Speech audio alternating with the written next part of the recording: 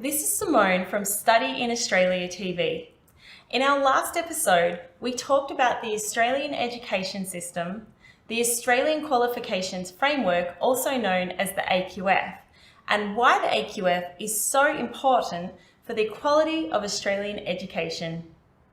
In this episode today, episode 3, we're going to concentrate on the Australian school system.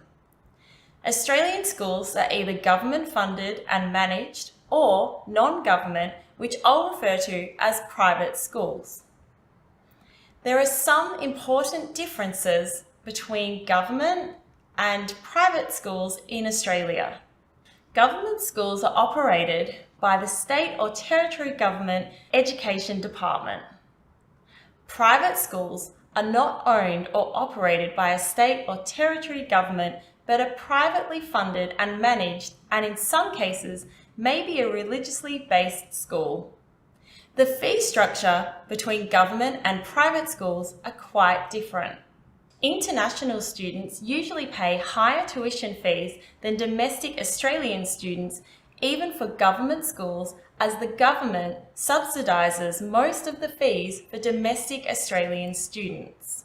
Marketing and enrolment of students is controlled by the Government Education Department in that particular state or territory for government schools. Private schools recruit students directly, so students communicate directly with private schools in all matters regarding their enrolment. Government schools cover a variety of social and cultural philosophies. Private schools may have a particular religious or cultural philosophy which is clearly reflected in the student experience. Government and private schools are required to follow the same curriculum in the key learning areas across all areas of schooling. The Australian school system, regardless if it's a government or private school, focuses on meeting the individual learning needs of each student. This helps each child to reach their full intellectual and educational potential. Study programs are child-centred and focus on the development of learning skills and strategies, which train students to be lifelong, self-motivated learners. Australian schools have a number of important characteristics. For instance, the teacher's primary role is to assist the students in reaching their individual learning goals. The class activities include students undertaking projects, group work, and self-directed learning. Most schools have a dress code or ensure a specific uniform is worn to promote a sense of equality and to maintain a focus on education instead of fashion. Class sizes are kept as small as possible, below 30, so teachers can easily interact with students on an individual basis. School hours usually operate from 9 a.m. to 3:30 p.m, Monday to Friday, but these times can vary depending on the school. All Australian teachers are university trained, and accredited secondary school teachers have specialist qualifications and experience in their subject area. Many schools have special programs and services available for gifted students that may need extended academic work, students that need extra teacher support in specific learning areas, international students who need additional English language support, students with disabilities to help them reach their full potential, and a strong welfare structure to ensure the ongoing support of every student. So let's move on to the structure of Australian schools. Schooling lasts for 13 years. Children begin in preschool or kindergarten at 4 years of age and then start at primary school at 5 years of age. Preschool or kindergarten lasts for 1 year, and the main focus is on socialising children and beginning the early learning blocks for primary school education. Students start the preparatory year or reception at primary school at 5 years of age. The curriculum is linked to the primary school curriculum and focuses on the overall development of students as preparation for the main learning areas. The remainder of primary school lasts for 6 years from year 1 to year 6. The key learning areas in primary school are English, mathematics, studies of society and the environment, science, arts, languages other than English, LOTE, technology, health and physical education. Typical for primary schools across Australia, there is no entrance exam for government primary schools, but schools are usually zoned by suburb, which determines which school students will attend. Government schools are usually co-educational or mixed gender, but some private schools are single sex, for instance, girls or boys only. Students learn with others or of a similar age. For instance, in Year 1, most students are 6 years old. Learning occurs either by group work or individual activities. There is one teacher responsible for each class for all subjects, except for some specialist subjects like art or physical education. There is no standardised public exam at the end of primary school. Students receive a school completion certificate after completing primary school. The early part of a child's education is very important, as it's in these formative years that attitudes and learning behaviour begins to form. International students can commence in primary school from 6 years of age, but must be accompanied by a parent or guardian under their international student visa conditions. Emphasis is not only on the educational side of primary schooling, but also on students developing communication and cooperation skills, which are important skills for their ongoing development. After students complete primary school, they progress onto secondary school, also known as high school. Junior high school or middle school is from years 7 to 10. The general focus on secondary education is much more independent and student-guided than primary school. Students have many subject options in addition to the core subjects, which can reflect their interests and goals. Choice and diversity is increased by schools which specialise in areas such as languages, music, sport, information technology, agriculture, or vocational education. Students take a number of compulsory core courses in English, mathematics, science, social science, health and physical education, technologies, arts and languages. The curriculum prepares students for civic, social and economic participation and personal health and well-being to equip students for senior secondary schooling or vocational pathways. Public schools are usually co-educational or mixed gender, but some private schools are single sex, for instance, girls or boys only. Students have different teachers for most subjects, but usually have the same teacher for their home group at the beginning of the day.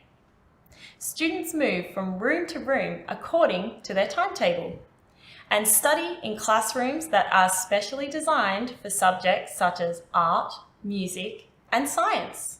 To enter secondary school, international students must provide their academic records and demonstrate appropriate English proficiency. Academic and English requirements vary depending on the school. After completing middle school at Year 10, students progress onto senior secondary school for years 11 and 12. The senior secondary school years 11 and 12 curriculum is designed for more advanced learning in preparation for either vocational or university studies. The state and territories in Australia are responsible for determining how the Australian curriculum content and achievement standards are to be integrated into their courses. The state and territory authorities also determine assessment and certification specifications for their courses. The senior secondary Australian curriculum for each subject specifies content and achievement standards. The content describes the knowledge, understanding, and skills that are to be taught and learned. The achievement standards describe the quality of learning. For instance, the depth of understanding, extent of knowledge and sophistication of skill, and expectations of students who have studied the content for the subject. The specific Year 12 structure is, however, determined by the state or territory, but generally students will study 5 to 6 subjects in Year 12, and assessment is based on a combination of school and exam-based marks. Senior secondary subjects across English, mathematics, science, history, and geography make up the common base with a wider range of elective or free choice subjects available, like art, business, computing, design, drama, languages, and psychology, to name a few. The elective subjects offered vary and depend on what's available at any particular school. Subject selection also depends on the student's future career or educational goals. Students in Year 12 can study for a government-endorsed senior school certificate that is recognised for further study by all Australian universities and vocational education and training institutions. This is generally referred to as a Senior Secondary Certificate of Education and is also recognised for entry into many international universities. Some schools also teach vocational subjects and issue credit towards certificates 1 to 4, which are normally obtained through the Vocational Education and Training System, known as VET. The Senior Certificate of Secondary Education is known by different names in different states, but all are considered to be equivalent. For instance, in New South Wales for Sydney-based students, it's called the Higher School Certificate, or HSC. In Victoria for Melbourne-based students, it's called the Victorian Certificate of Education, or VCE. In Brisbane, it's called the Queensland Certificate of Education, or QCE. Adelaide, it's called the South Australian Certificate of Education, or SACE.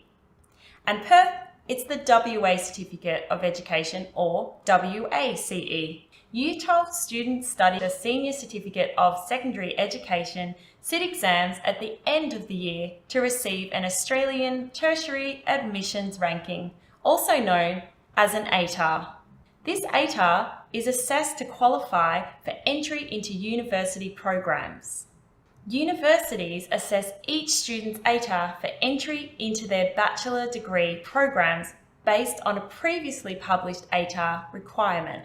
Students are able to apply for a range of different bachelor degrees, and the Tertiary Admissions Centre in each state manage the offers on behalf of the universities. Some schools also offer foundation programs to international students instead of a senior certificate. This normally provides entry to specific universities that accept that particular foundation program. As we discussed in our last episode, foundation programs are functionally the same as Australian Year 12 secondary school programs and provide for a similar level of academic work, but students do not sit a public exam or receive an ATAR or Australian Tertiary Admissions Ranking. There are predetermined admission requirements that are agreed to between the school and the university, and students are assessed against this criteria for entry into the university programs. Now we're going to talk about entry points into schools for international students. Entry points for international students vary depending on the school and whether it's a government or private school and which state the school is located in. For primary schools, students may enter at preparatory level or Year 1 if they're 6 years of age or above. A student can enter at any year if the application is accepted by the school and they have complete transcripts from their previous school. In some instances, the student may be required to take a placement test or have an interview with the school if their academic progress is low or if they have a disability that needs further discussion.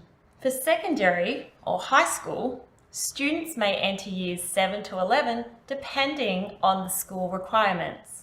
In some cases, students can also enter at year 12, but this depends on the school, the student's background, and what the students will study. New students need complete academic records and an appropriate English language proficiency, which is dependent on the school entry criteria. There is also a maximum age allowable for secondary school years, which is set by the Department of Home Affairs, also known as Immigration. Now we'll briefly cover the costs of schooling in Australia. School-level education in Australia is very cost-effective, especially compared to other English-speaking countries. Costs vary from state to state and depend on whether students attend government or private schools. These are some of the costs a student can expect to pay for during their studies. Some schools charge an application fee. This covers the cost of reviewing the student's initial application. Not all schools charge this fee.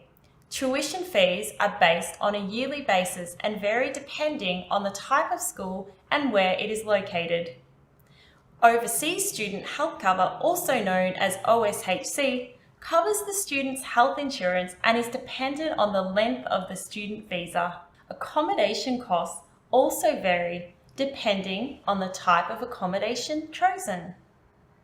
Most school students under 18 either stay in school boarding facilities or in homestay with an Australian family for guardian reasons. Other costs include school uniforms, excursion expenses, and learning materials.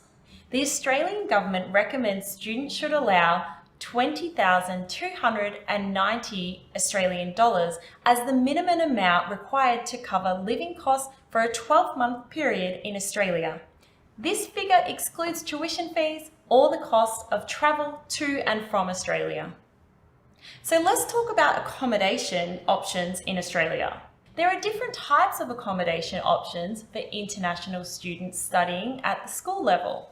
Some private schools have boarding house facilities which provide accommodation, meals, and laundry services for international students. Tuition fees are in addition to the boarding fees. Homestay is popular with younger students and those studying short-term English courses. Students can live with an Australian family, learn about the Australian lifestyle, and practice English in a natural and friendly way. Meals are usually included in the cost and single or shared rooms may be offered. Self-catering homestay is sometimes available at a cheaper price. Education providers must ensure that homestay families are reputable and that they offer good accommodation. Unaccompanied international students under 18 years of age must live in either homestay accommodation or a supervised boarding house to comply with the guardian arrangements of their student visa. Students over 18 are able to stay in alternative student accommodation facilities or rent a private apartment or house. Now we're going to talk about the advantages of studying in Australia. Australia offers international students a high-quality education in a safe and welcoming environment. International students have been enrolled in Australian schools for over 50 years, so schools are accustomed to having a broad cultural mix among their student community. According to the Australian Education International, or AEI data, there were over 275,000 international student enrolments in the school sector across Australia in 2019. Australian school education offers the opportunity for students to develop life skills in a positive, inclusive, supportive, and outgoing environment. Importance is given to personal development as well as academic studies. Schools in Australia take care in looking after their international students, helping them to adjust to the Australian way of life and providing support and care where needed. The multicultural nature of Australian society means international students are readily accepted by other students. Teachers are experienced in teaching classes to students from many different countries and cultures. Some schools and colleges cater exclusively for international students. Others have a long tradition of student exchange with other international schools. But schools have a mix of international and domestic Australian students. All subjects are taught in English, but in many cases, students are able to maintain and develop their own language skills as well as become proficient in the English language. There are a number of important reasons that attract international students to Australia. Quality of the education, English as a second language, support, safety, information and communication technology in schools. Let's talk about quality of education. State and territory governments have agreed on a national curriculum framework for all Australian schools that outlines national standards in key learning areas. This framework ensures that all students in Australian schools achieve the best possible outcomes. The National Curriculum Framework is based on 10 common and agreed national goals for schooling. The goals identify the skills, understanding, knowledge, attitudes, and values which should be developed in young people. The national curriculum focuses on 8 key learning areas: English, mathematics, science, technology, studies of society and the environment, health and physical education, languages other than English, and the arts. English as a second language support programs, also known as ESL, are very important for international students. ESL programs in both primary and secondary schools are available for students whose first language is not English. The types of students that study ESL range from those students newly arrived in Australia and beginning to learn English to Australian-born students from a non-English speaking background that may need additional assistance. In general, ESL support will prepare students for entry into school studies delivered in English. Also provide ongoing language support for students after they begin their formal studies. It's important to note that having a reasonable level of English is very important for academic success and will make it easier to make new friends and adjust to the Australian lifestyle. Safety is a very important consideration for parents of school-age students. Australia is well known as a safe destination to travel and live in. Australian schools offer a range of student support services to help students settle into their new life in Australia. Australian cities have some of the lowest crime rates in the world, and our streets and public spaces are open and safe. International students under the age of 18 must be cared for by a guardian or be accompanied while studying in Australia. Schools have various mechanisms to monitor and care for their international students. So now we're going to discuss how technological Australian schools are. Australian schools aim to produce graduates who are comfortable using information and communication technology, also known as ICT, effectively in all aspects of their lives. This means that all students leave school as confident, creative and productive users of new technologies and understand the impact of those technologies on society and future studies.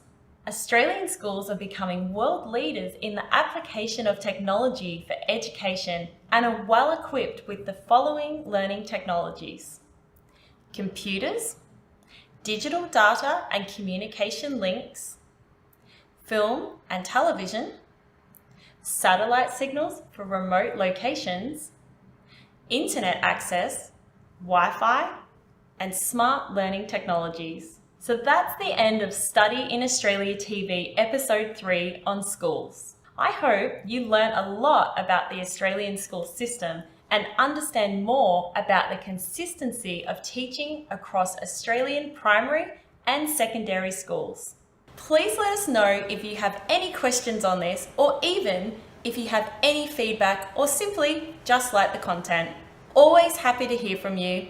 Bye for now.